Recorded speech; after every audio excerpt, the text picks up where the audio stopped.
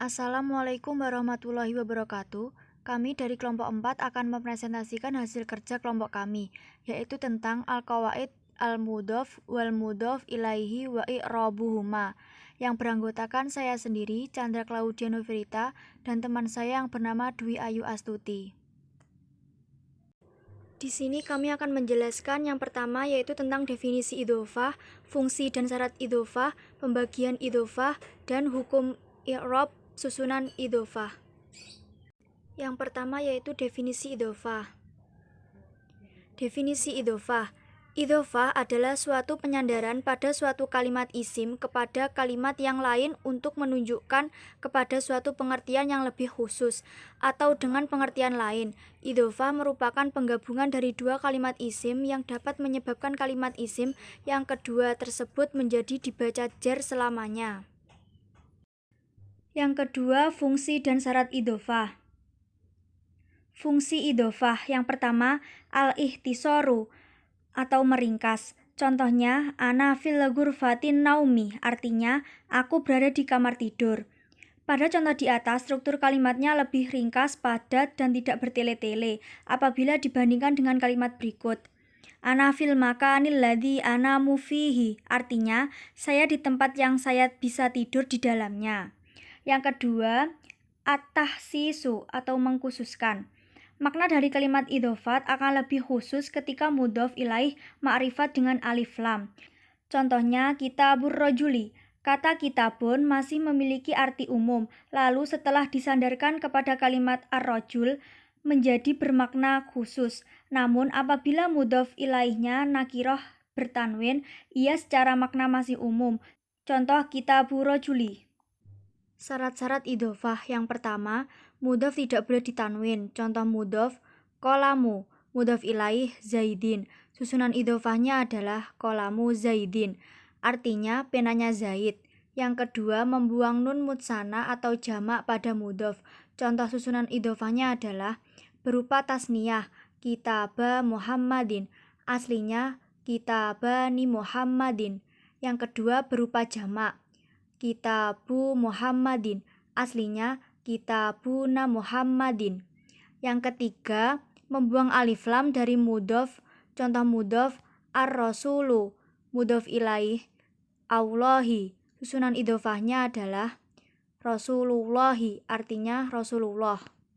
Maksudnya yaitu alif lam dalam lafadz rasul dihilangkan. Yang ketiga yakni pembagian idhofah. Menurut Nazm Alfiyah bait ke-390 yang berbunyi wadil idhofatus muhalafdiyah wadil ka mahdotun wa ma'nawiyah. Idhofah dibagi menjadi dua, yaitu idhofah ma'nawiyah dan idhofah lafdiyah. Idhofah ma'nawiyah ialah idhofah yang melahirkan makna lam kepemilikan, min, dan fi. Jika kedua isim sudah menyatu menjadi susunan idhofah, maka di dalamnya akan tersirat ketiga makna di atas. Berbeda dengan idhofah ma'nawiyah, idhofah lafdiyah tidak terdapat pengkhususan dari segi makna. Terjadinya idhofah lafdiyah ini hanyalah untuk tujuan takhfif lafaz atau meringankan lafaz, baik dengan tanwin atau membuang huruf nun dari musanna dan jamak mudzakkar salim. Contoh-contoh idhofah. Contoh idhofah ma'nawiyah yakni kitabu aliyin, yang berarti kitabnya Ali. Pada lafaz ini memiliki makna li atau lam kepemilikan. Kitabu aliyin asluhu kitabu li aliyin, yang artinya kitab milik Ali. Thawbul khazin artinya baju sutra. Lafaz ini memiliki makna tersirat berupa min atau dari. Thawbul khazin asluhu thawbu min khazin, yang artinya baju dari sutra. Azabul qabri artinya azab kubur. Lafaz ini memiliki makna fi atau di. Azabul qabri asluhu azabu fil qabri, yang artinya azab di kubur. Yang kedua yakni contoh idhofah lafdiyah. Muhammadun dzaribul kalbi, artinya Muhammad adalah orang yang memukul anjing. Pada lafaz ini tidak mengandung pengkhususan dari segi makna. Yang keempat yakni hukum i'rab susunan idhofah. Yang pertama, hukum i'rab mudhof. Hukum i'rab mudhof sesuai dengan kedudukan mudhof dalam suatu susunan jumlah. Kedudukan ini bisa berupa mubtada, khobar, fa'il, maf'ul bih, dan lain sebagainya. Apabila mudhof berbentuk mufrad, maka pada syakal yang terakhir tergantung dari posisi atau kedudukannya dalam suatu jumlah.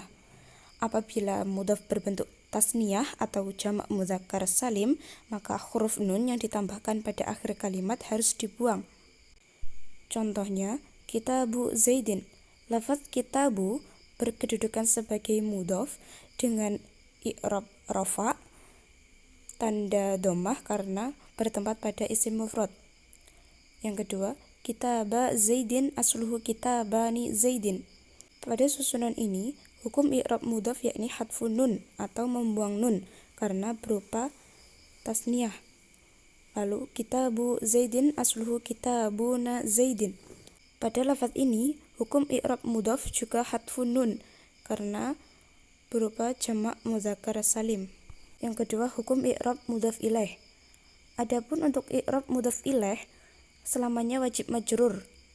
Tanda majrurnya bermacam-macam sesuai dengan bentuk isimnya. Untuk isim mufrad dan jamak muannas salim, tandanya yakni dengan kasroh. Sedangkan untuk tasniyah dan jamak mudzakkar salim, tandanya yakni dengan ya. Contoh, kitabu aliyin. Lafaz ali di sini berkedudukan sebagai mudhof ilaih dengan tanda majrurnya yakni kasroh. Contoh untuk jamak muannas salim yakni kitabu muslimatin. Lafaz muslimatin berkedudukan sebagai mudhof ilaih dengan tanda majrur yakni berupa kasroh. Untuk yang tasniyah atau musanna, kitabu muslimaini. Lafaz muslimaini memiliki tanda majrur berupa huruf ya. Sama dengan jamak mudzakkar salim, yakni kitabu muslimina. Tanda i'rab mudhof ilaih pada lafaz muslimina yakni berupa ya. Mungkin itu yang dapat kami sampaikan. Ada kurang lebihnya kami mohon maaf yang sebesar-besarnya. Ihdinas siratal mustaqim. Assalamualaikum warahmatullahi wabarakatuh.